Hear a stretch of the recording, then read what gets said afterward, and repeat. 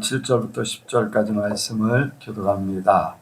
우리 각 사람에게 그리스도의 선물의 분량대로 은혜를 주셨나니 그러므로 이르기를 그가 위로 올라가실 때에 하나님 나라에 손잡고 사람들에게 선물을 주셨다 하였습니다.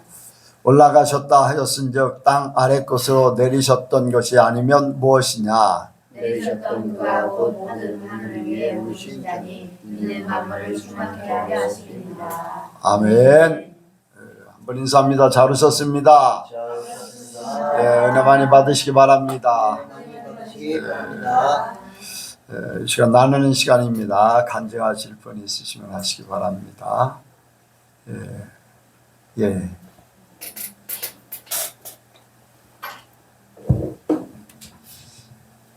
어제 밤 꿈에 어떤 악한 자가 그 생수에다가 독이 든 것을 이렇게 풀어가지고 그 이제 생수를 마실 수가 없게 되어서 물을 확 틀어가지고 그냥 다 흘려보내는 꿈을 꿨는데, 아침에 그 꿈을 생각하면서 어떻게 해야 될까, 그 의미가 이제 좋은 게 아니라는 걸 아니까, 그래서 하나님 이런 일들이 벌어지지 않도록 악한 자가 역사하지 못하도록 지켜주세요. 이제 그런 기도를 하고 출근을 했는데, 예전에 이제 제가 전도하려고 한참 했었고, 그리고 한 번 전도가 되어졌는데, 제가 이제 하나님이 이쪽 교회로 저를 부르시는 바람에 거기에 완전히 정신이 팔려서 제가 전도했던 그 연약한 그 성도를 정말 일도 생각을 못했어요. 그래서 그 성도를 그냥 거기에다가 두고 저희 가족만 이렇게 오다 보니까 결국에는 그 성도가 얼마 다니지 못하고 거기에서 다시 또 이렇게 낙오자가 돼서 지금은 이제 하나님을 떠나서 살고 있는데, 그 성도가 이제 오래간만에 지금도 계속 기도는 하고 있거든요. 오래간만에 만났는데 갑자기 그 기도가 그 아침에 꿈꿨던 그것이 딱 생각이 나면서 기도하는 마음으로 딱 이렇게 정신을 차리고 그렇게 하다 보니까 순간 이제 악한 역사가 이제 나의 자아가 살짝 올라오려고 하는 그 순간에 내가 그 기도했던 거를 생각하니까 그것은 사라지고 이제 예수님을 증거하게 되었는데, 이제 제가 라인이라는 사업장을 어떻게 해서 열게 됐고 지금 우리가 살고 있는 집이 어떻게 하나님께서 이루시고 역사하셨는지를 이렇게 쭉 간증을 했는데, 그 동생이 굉장히 좀 감동되어진다고 하면서 놀랍다고 이제 그렇게 얘기를 하더라고요. 요즘에 그 이제 고구마 전도법 그거를 많이 생각하는데, 그래서 한번 찔러봐야 되겠다. 그래서 아직 하나님께 돌아올 생각이 없냐 그랬더니 아직은 없다고. 그래서 어쨌든 내가 오늘 이제 하나님의 이제 역사하심을 보여주고, 그 동생이 지금 이제 직업이 이제 없어서 하나님께 돌아오면 어떤 은혜가 있고 형통이 있는지를 증거했고, 또 다음에도 또 전할 그 기회가 있을 거라는 생각이 들어서 너무나 감사했고, 하나님이 어쨌든 사단이 역사하는 것을 할 수도 있는 것을 미리 알게 하셔서 그것을 기도로 예비하게 하시고 또 온전히 그 동생한테 하나님을 증거해서 너무나 감사했습니다. 그리고 이제 어제도 이번 주에 말씀이 내가 어디를 보고 있느냐였는데, 이제 남편이 이제 갑자기 딸기를 한 박스를 사왔는데 갑자기 양쪽 집에 하나씩 나눠주라는 감동이 딱 왔어요. 그랬다가 이제 동생도 주면 좋겠다 이제 그렇게 생각을 했는데, 내가 생각을 해보니 아니지, 하나님이 주라고 하신 그곳이 먼저지 나의 육신의 가족이 먼저가 아닌데 내가 잘못했구나라는 것을 깨닫게 하셨고, 그래서 그것을 실천하게 하신 하나님이 너무나 감사해서 했는데, 이게 예전에는 사소하게 흘려버릴 수 있던 것들이었는데 나를 이렇게 좀 더 세밀하게 터치해 주시는 하나님이 너무나 감사했습니다. 하나님께 감사하고 영광을 드립니다. 그래 이제 믿음이 이제 성장되면서 더 세밀해지는 거죠. 예전에는 이렇게 생각하다가 이제 내가 좋은 방향으로 이렇게 하게 되고, 이제 그런 것들이 이제 아무렇지도 않았어요. 이제 않을 수도 있어요. 근데 이제 뭐 특별한 막 이벤트라든가 뭔가 특별한 게 없어도 내가 삶을 사는데 세밀하게 하나님 뜻을 맞춰서 살 수 있다는 것, 하나님이 기뻐하시는 길, 하나님이 원하시는 삶을 살 수 있다는 것은 내 믿음이 그만큼 성장됐다는 거예요. 분별할 수 있다는 거. 그것이 하나님의 복입니다. 계속해서 어린아이 같은 그 심정이 되면은 분별을 잘 못하잖아요. 그리고 내가 좋으면 내 좋은 것대로 이렇게 하게 돼 있고, 이제 그렇게 되면은 믿음의 성장이 안 되는 거죠. 하나님이 기뻐하시는 삶. 그래서 믿음이 이제 뭐냐면은 내가 분별할 수 있고 정확하게 하나님이 기뻐하시는 삶을 살 수 있다. 그거 그 자체가 이제 우리는 믿음이 온전해지고 성장된 그런 모습이라고 할 수가 있죠. 그런 삶이 더 아름답게 나타나기 원합니다. 또 다른 분 있나요?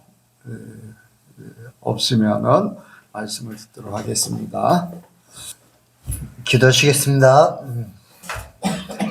하나님 아버지 감사합니다. 오늘도 이렇게 우리 예선교회가 또 수요 예배를 드리기 위해 이렇게 한자리에 모였습니다. 한 분 하나님을 찬양하며 한 분 하나님을 예배하며 한 분 그리스도 안에서 우리가 한 몸이 되기 위해 이렇게 주님 나아갑니다. 주님 에베소를 저희가 상고하고 있습니다. 그 에베소 가운데 주님께서 말씀하고자 하시는 교회의 참 모습을 우리 예선교회가 온전히 이루어갈 수 있도록 하여 주시옵소서. 주님, 저희가 날마다 죽고 오직 예수 그리스도를 사랑하며 또 이웃을 사랑하는 자들이 되게 하여 주시옵소서. 오직 천국만을 바라보며 천국의 삶을 누리는 저희들 되게 하여 주시옵소서. 감사드리며 예수님의 이름으로 기도드렸습니다.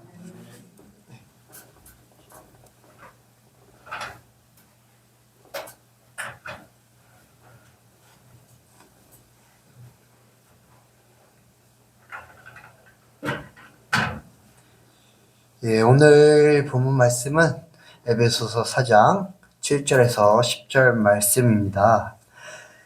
이제 지난주에 이어서 오늘 본문이 속한 7절에서 16절 말씀이 이제 하나의 그런 주제로 이렇게 연결되어 있는데, 보면은 그리스도께서 은혜를 주시는 것의 다양성과 특히 이제 다양한 말씀을 전하는, 또한 말씀을 가르치며 그런 말씀 사역을 하는 사역자들에 대한 예수 그리스도의 선물이 이제 교회의 하나됨, 통일성과 교회에 이렇게 성장하는 그런 모습에 어떠한 공헌을 이렇게 하는가를 이야기하고 있습니다. 특히 오늘 본문 7절, 10절에 따르면은 교회에 속해 있는 각 사람에게 그리스도는 다양한 믿음의 분량에 따라 은혜를 주셨다고 말씀을 하고 있습니다. 그리고 이것은 성경에 의해, 이 성경이라 하면 이 신약 시대 때의 성경은 바로 구약 성경이었죠. 그 구약 성경에 의해 뒷받침되고 있음을 사도 바울은 시편 68편 18절을 인용해서 설명을 하였고, 그리고 그 선물을 주신 자 예수 그리스도의 정체성에 대해서 이야기를 합니다. 먼저 우리가 살펴볼 것은 7절입니다. 시작. 같이 읽도록 하겠습니다. 시작. 우리 각 사람에게 그리스도의 선물에 분량대로 은혜를 주셨나니. 아멘. 그리스도께서는, 예수님께서는 각 사람의 믿음의 분량대로 선물을 주셨습니다.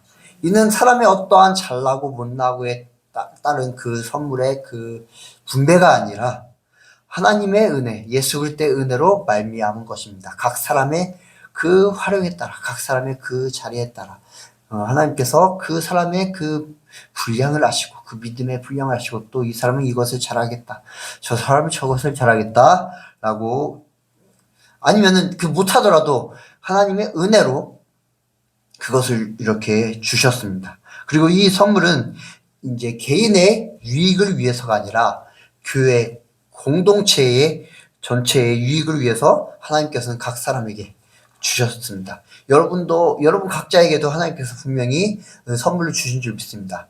그것을 비록 자기가 알지 못하고 겉으로 드러나진 않더라도 예수 그리스도를 믿음으로 말미암아 그로부터 이제 교회의 유익을 위해 각 사람에게 예수님께서는 선물을 주신 것입니다. 그리고 은혜는 이제 은혜라 함은 우리가 받을 수 없는 중에 우리에게 주어진 것이 은혜인데, 우리가 받을 자격이 없는데 우리에게 주어진 것이 은혜인데, 하나님의 자녀가 된 것 자체가 우리는 은혜인 줄 믿습니다. 그리고 또한 이 교회, 예수 그리스도의 몸된 교회를 세우시기 위해 저와 여러분이 이 예성교회로 또한 부르신 것 또한 역시 은혜인 줄 믿습니다. 근데 여기서 이야기하고 있는 은혜는 무엇입니까? 바로 선물, 은사라고 볼 수가 있습니다. 선물인 것이죠. 하나님은 우리에게 각자 다양하게 은사를 주셨습니다. 어떤 사람에게는 찬양하는 은사, 어떤 사람에게는 말씀을 전하는 은사, 어떤 사람에게는 이제 봉사할 수 있는 은사, 또 어떤 사람에게는 믿음의 은사를 주셨고, 예언하는 은사, 방언하는 은사를 주셨죠. 이제 여러 가지 은사가 있는데, 때때로는 자기가 갖고 있는 은사 말고 다른 사람이 갖고 있는 은사가 더 부러울 때가 있습니다. 자신이 가진 은사보다 다른 사람이 가진 은사가 더 커 보이고, 더 나아 보이고, 더 귀해 보이는 그러한 사람의 생각 때문에 하나님 나한테는 이러한 보잘것없는 은사를 주시고 저 사람한테는 너무나도 귀한, 사람들이 보기에 너무나도 우러러 볼 수 있는, 너무나도 대단해, 이렇게 저 사람 믿음이 좋아서 저런 은사를 받았구나 할 수 있는 그런 은사를 하나님께서 주셨네, 나도 저런 은사를 갖고 싶다 하고 이렇게 부러워하거나, 아니면 더 나아가 시기 질투하는 그러한 경우도 있죠. 그러나 은사는 내가 선택하는 것이 아닙니다. 하나님으로부터 주어지는 것입니다. 하나님께서 믿음의 분량대로, 여기서 예수 그리스도께서 각 사람의 분량대로 은사를 주셨다고 말씀을 하고 계시죠. 이렇게 은사는 내가 바란다고 이렇게 나에게 주어지는 것이 아니라, 믿음의 은사는 기도하면 하나님께서 주시죠. 근데 다른 것들의 은사는 이제 사람의 어떠한 잘나고 못나고 내가 원하고 원하지 않고의 그러한 문제가 아니라, 하나님께서 누구에게 어떤 은사를 주시느냐는 전적으로 하나님의 그러한 몫인 줄 믿습니다. 그렇게 다른 사람의 은사를 부러워하며 질투할 필요가 없고, 내 은사가 더 잘난 것 같다고, 내 은사가 더 이렇게 믿음이 더 좋아 보이는 은사라고 자랑할 필요는 없습니다. 그래서 사도 바울은 2장 9절에 이렇게 이야기하죠. 행위에서 난 것이 아니니 이는 누구든지 자랑치 못하게 합니다. 누구든지 자랑치 못한다고 이야기합니다. 그런데 이제 옛날부터 많은 사람들이 이 초대교회 보면은 많은 교회에 있는 사람들이, 성도들이 그 은사의 높고 낮음을 따지는 것을 우리는 볼 수가 있습니다. 지금도 마찬가지죠.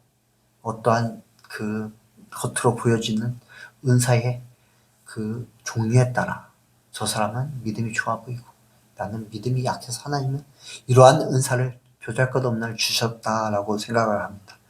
이제 고린도 교회의 예를 보면은 우리는 그런 것들을 알 수가 있습니다.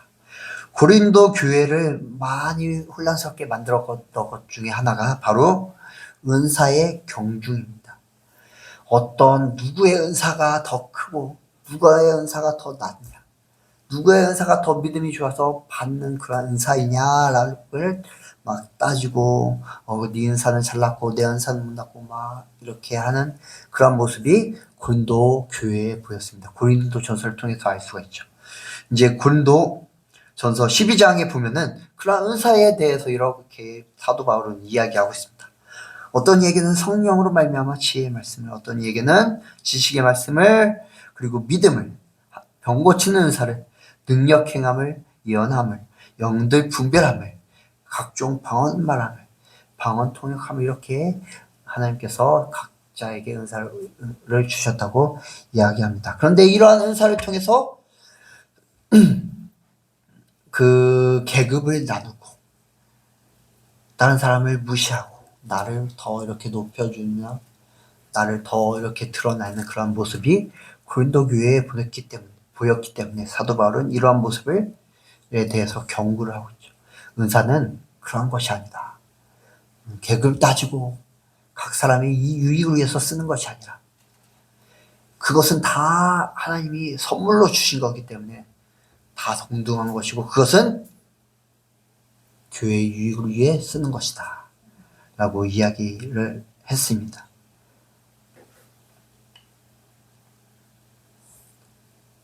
그렇기 때문에 은사의 다양성을 인정하고 은사를 주신 이유는 자기의 소유로 삼으라고 하는 것이 아니라 교육을 위해서 사용하도록 하나님께서 주셨다고 이야기를 하는 것이죠. 이제 여기서 사도 바울이 각 사람에게 그리스도의 선물의 분량대로 은혜를 주셨다. 은사를 주셨다. 은혜를 주셨다라는 것이. 각 사람이 그러한 어떻게 보면은 깜냥이라는 단어를 아십니까? 그러한 자격이 되지 않지만은 하나님께서 선물로 그 은혜를 선물로 그 은사를 선물로 주셨다. 은혜를 베풀어 주셨다라는 것입니다. 그렇기 때문에 결코 자랑할 것이 되지 못한다. 라고 이야기하는 것입니다.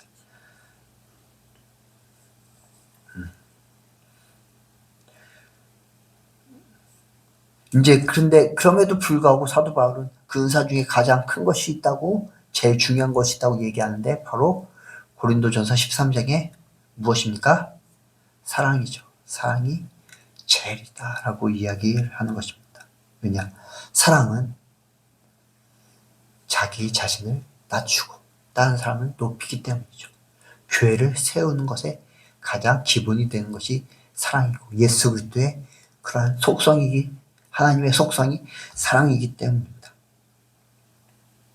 그렇기 때문에 저와 여러분도 다른 자기가 어떤 은사가 있더라도 그것을 드러내는 것이 아니라 서로 사랑함으로 교회를 위해 그 은사를 사용해야 될 줄 믿습니다.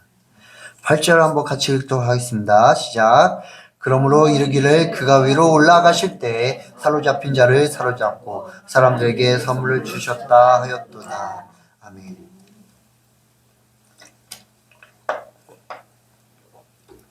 이게 바로 이 말씀이 바로 사도 바울이 시편 68편 18절을 인용한 말씀입니다. 예, 시편 68편 18절에 보면은 주께서 높은 곳으로 오르시며 사로잡은 자를 끌고 선물을 인간에게서 또는 배역한 자 중에서 받으시니 여호와 하나님이 저희와 함께 거하려 하심이로다 라고 말씀을 하고 있습니다. 바울이 이렇게 시편의 말씀을 인용한 것은 성경에 기록된 말씀에 근거하여 예수님께서 각 사람에게 선물을 주셨다는 것을 말하기 위함입니다. 이 시편의 이 구절은 이제 어떠한 의미를 지니고 있냐? 바로 전쟁에서 승리한 자가 그 전쟁에서 어떤 것을 얻습니까? 전리품을 얻죠. 전리품을 받은 것을 의미합니다.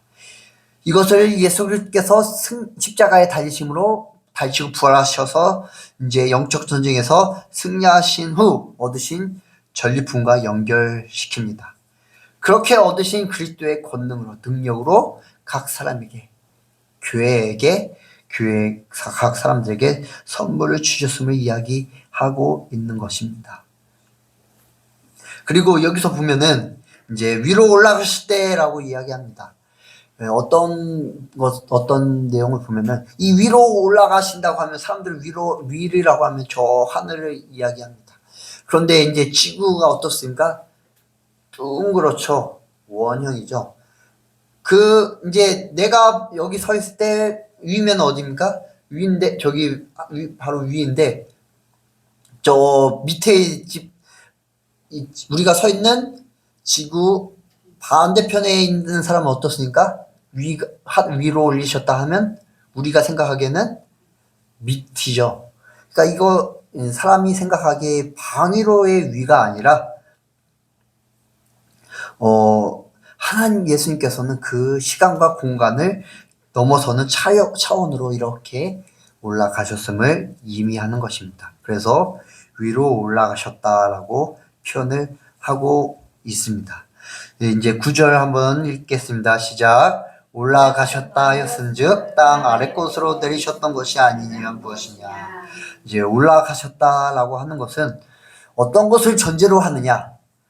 땅 아래로 내려오셨다는 것을 전제로 하고 있습니다. 이러한 사실을 내포하고 있다는 것이죠. 그리고 내려오셨다는 것은 어떠한 또한 두 가지 의미를 지니고 있는데, 바로 하나님이신 예수님께서 그 신의 형태를 버리시고 인간의 육체를 입으시고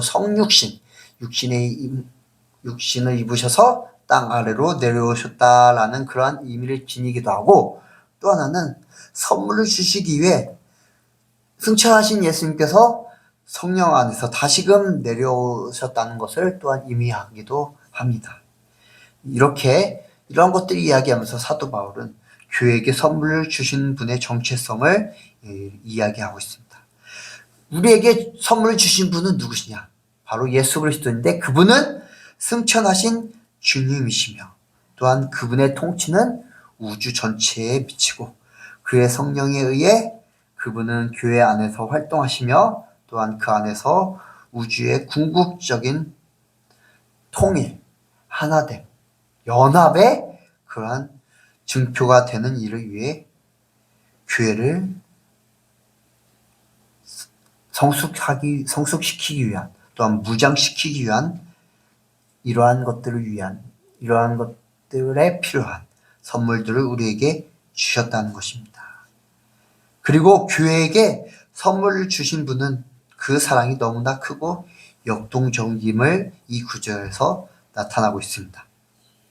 이게 사도 바울이 이제 위아래라고 표현을 많이 사용하고 있습니다. 위에서 아래로 내려오셨고, 또 그 아래로 내려오신 분이 위로 올라가셨다라고 하는데, 이러한 표현은 어떠한 역동적인 의미를 나타내고 있습니다. 예수 그리스도의 역동적인 이미지, 위에 계셨던 분이 아래로 내려오시고 아래에 계셨던 분이 위로 오신 그러한 역동적인 이미지, 이러한 역동적인 모습을 우리에게 왜 나타내 주셨습니까? 그 이유는 바로 우리를 사랑하시기 때문에 이러한 모습을 나타내셨습니다. 예수 그리스도께서 우리를 사랑하셨기 때문에 이 땅 가운데 내려오셨고, 또 우리를 구원하시기 위해서, 그 사랑하는 우리를 구원하시기 위해서 십자가에 달리시고 우리에게 생명을 주시려고, 또 선물을 주시려고, 우리를 살리시려고, 우리를 영원한 구원으로 인도하시려고 성령을 보내시기 위해 하늘로 올리셨다라는 것입니다. 이렇게 예수 그리스도는 우리를 정말로 사랑하시기 때문에 그렇게 역동적인 모습을 우리에게 보여주신 줄 믿습니다. 10절 한번 같이 읽도록 하겠습니다. 시작. 내리셨던 그가 곧 모든 하늘 위에 오르신 자니 이는 만물을 충만케 하려 하심이니라. 아멘. 이제 에베소서 4장 6절에 보면은 하나님도 하나이시니 곧 만유의 아버지시라. 만유 위에 계시고 만유를 통일하시고 만유 가운데 계시다라고 말씀을 하고 있는데, 여기서 나타나는 하나이신 만유의 아버지에 대한 이러한 교회의 신앙 고백, 그가 하나님은 하나이시다, 그리고 만유의 아버지시다, 이런 신앙 고백, 만유에 계시고 만유를 통일하시고 만유 가운데 계시다라는 신앙 고백은 교회가 그분의 하나된 세계, 우주적인 통일, 이 세계의 연합, 모든 만물의 하나됨의 그러한 세계, 하나된 세계를 위해 교회가 쭉 존재한다는 그러한 것을 의미한다는 것입니다. 그리고 하나님의 온전한 하나된 세계를 위해서 교회와 하나님의 관계가 참으로 중요하다는 것을 이야기하고 있습니다. 그렇기에 사도 바울은 교회의 내적인 성장을 위한 그리스도의 선물을 이제 7절에서 이야기하고 있는 것입니다. 그리고 10절의 말씀처럼 그리스도께서 모든 하늘 위에 오르신 것은 그분의 주권적인 통치로 우주를 충만케 하시기 위해, 그리고 그를 위해 교회 안에서 그의 사역이 온전히 이루어지기 위해서임을 보여주고 있습니다. 만물을 충만케 하신 것. 이제 1장 22절. 교회는 그의 몸이니 만물 안에서 만물을 충만케 하시는 자의 충만이니라 라고 말씀을 하고 있습니다. 근데 이 교회가 이러한 역할을 온전히 행하기 위해서 어떻게 해야 된다고 말씀을 드렸습니까? 교회가 온전히 연합하고 예수 그리스도께서 교회를 부르신 그 부르심을 온전히 합당하게 하기 위한 하나됨을 온전히 주어야지만이 교회가 예수 그리스도의 충만함을 온전히 이룰 수 있다고 말씀을 드렸습니다. 그러기 위해 이러한 충만함을 나타내기 위해 만물을 충만케 하려 하심이라. 그래서 이렇게 하기 위해 예수 그리스도께서는 어떻게 하셨다고 말씀하고 있습니까? 모든 하늘 위에 오르셨다고 말씀을 하고 있는 것입니다. 예수 그리스도께서는 교회가 정말로 하나 되게 하기 위해 교회가 성령의 하나 되게 하신 그 역할을 온전히 하기 위해 승천하셨다고 말씀을 하고 있는 것입니다. 우리가 그 역할을 온전히 할 때, 하나 되어 예수 그리스도의 부르심에 합당하게 할 때, 그 교회가 이제 저와 여러분은 이제 교회 안에서 온전히 하나가 되게 되는 것입니다. 그리고 이제 하나가 된다라는 것은 무엇입니까? 보니까 그 교회에 우리가 온전히 속했을 때, 하나가 될 때, 우리는 하나님 안에, 하나님의 참 백성이 된다는 것. 하나님의 참 자녀, 하나님께 온전히 기속된다는 것입니다. 그리고 하나님과 연결된다는 것입니다. 죄로 인해 하나님과 단절되었던 우리가 예수 그리스도로 말미암아 하나님과 연합되었는데 그 연합이 온전히 지속되기 위해서는 교회 안에서 온전히 하나가 되어야 된다는 것입니다. 이럴 때 하나님의 충만함을 저와 여러분은 온전히 누릴 수가 있는 것입니다. 세상은 우리를 끊임없이 귀속감으로부터 멀어지게 만듭니다. 내가 혼자인 것 같은 느낌이 들게 만듭니다. 내가 외로워서 쓸쓸하게 만듭니다. 어떤 사람도 나를 이해해주지 못하게 느끼게 합니다. 왜냐? 정말로 나와 함께 하신 분은 하나님인데 언제나 나를 보호하시고 나를 지켜보시고 함께 하신 분은 하나님이신데 그 하나님과 단절되어 있기 때문에 하나님과 단절된 사람은 언제나 외롭게 느껴질 수밖에 없는 것입니다.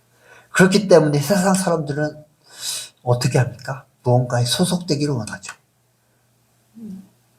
뭐 하나라도 공통점을 발견해 그 사람과 소속되기를 원합니다. 정말로 방 안에 이렇게 갇혀 지내는 히키코모리조차도 게임을 통해 온라인상에서 다른 사람과 다른 사람에게 귀속되기를 원하죠. 왜냐? 밖에서는 내가 다른 사람과 이렇게 귀속될 그런 접점이 없고 그런 용기조차 없기 때문에 온라인을 통해서라도 그렇게 위안을 얻고 뭔가 외로움을 잊어버리려고 하기 때문이죠. 그러나 이런 것들은 다 한순간입니다.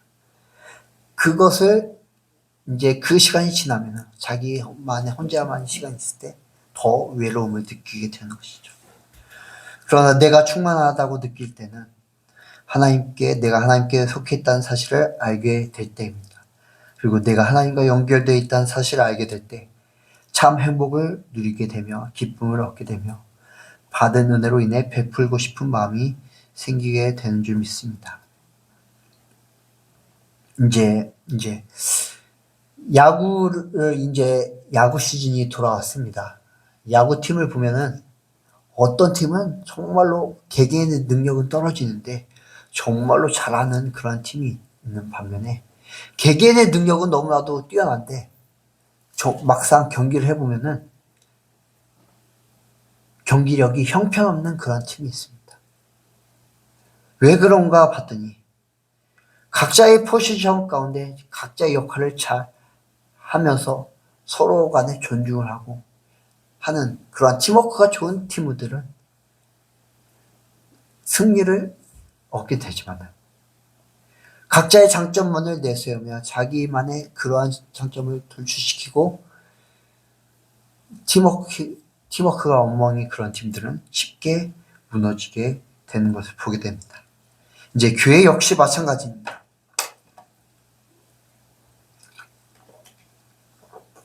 예수님께서는 교회를 위해 교회가 온전히 그리스도의 몸으로 세워지기 위해 각자에게 우리 각 사람에게 은사를 주셨습니다. 근데 그 은사들이 너무나도 뛰어나지만은 그 은사를 활용해서 교회를 세우는 것이 아니라 각각 자기 자랑을 하며 자기의 개인의 유익을 위해 사용한다면 어떻게 됩니까? 교회가 쉽게 무너지게 되는 것이죠. 그러나 서로의 은사가 그렇게 뛰어나지 않더라도 사람이 보기에 저게 은사야 라고 할지라도 각자의 자리에서 묵묵히 그 은사들을 활용한다면 교회는 예수 그리스도의 몸으로 온전히 세워지며 그리스도의 장성한 분량에 이르게 되는 줄 믿습니다. 그런데 우리의 원수 사탄은 이런 것들을 이용해서 교회를 무너뜨리려고 합니다. 그래서 우리는 정신을 바짝 차려야 하죠. 이제 우리에게 이러한 선물을 주신 예수님은 그 선물을 주시기 위해 그 높으신 자리를 버리고 이 땅 가운데 오셔서 우리와 같이 되셨습니다. 그리고 너무나도 초라하고 너무나도 부끄러운 십자가를 지셨습니다. 그 예수님의 사랑이 얼마나 그 크고 위대한 사랑이십니까? 자기를 버리신, 자기를 죽이신, 자기를 내려놓으신 너무나 큰 사랑이지 않습니까? 자기를 자랑하지 않으셨습니다.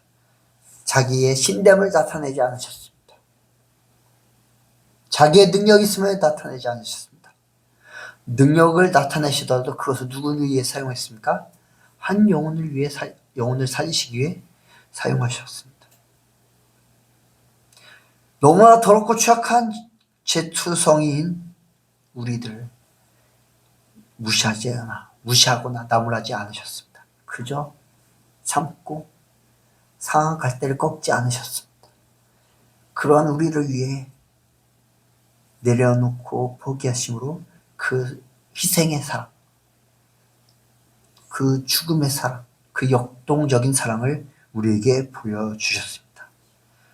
그렇게 예수님께서는 승리하시고 교회를 세우시고 그 교회를 온전케 하시기 위해 우리 각자에게 선물을 주신 예수님을 저와 여러분은 온전히 믿는 줄 믿습니다.